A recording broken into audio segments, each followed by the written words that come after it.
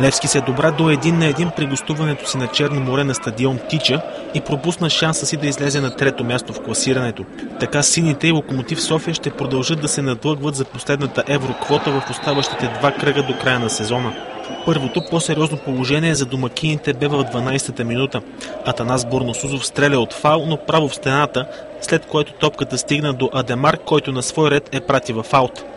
3 минути по-късно Йордан Милиев за малко да си отбележи автогол след нескопосано връщане към Георги Петков. От последвалия ъглов удар дойде и голът във вратата на Левски. Борносузов центрира, а силната защита проспа ситуацията.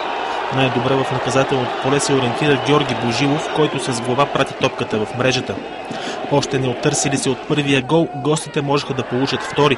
Ударът на Адемар обаче с мъка бе избит от Петков. Левски се поокопити и отговори с изстрел на Петраш в аут. В 38-та минута голмайсторът за варненци Божилов се контузи и бе изнесен на носилка, а на негово място се появи Тодор Колев. Въпреки рокадата в нападение, Черно море можеше да покачи резултата още преди почивката. Рефлексът на Петков обаче отчая Димов. На полувремето тандемът Георги Иванов Антони Здравков пусна в игра 35-годишният Александър Александров да обръща матча. Именно халфът профука първото чисто положение за Левски след почивката.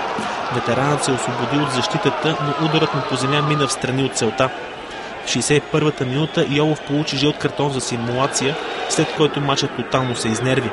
5 минути по-късно двата отбора си спретнаха кратко меле, но реферът Николай Йорданов не посмя да изгони никого. Сините се добраха до равенството 7 минути преди края. Владимир Гаджев матира Илко Пирков с точен удар от далечно разстояние. До края Александров опита да вкара от почти нулев ъгъл с глава, но за щастие на Пиргов топката не намери целта. Така Черно море Левски 1-1.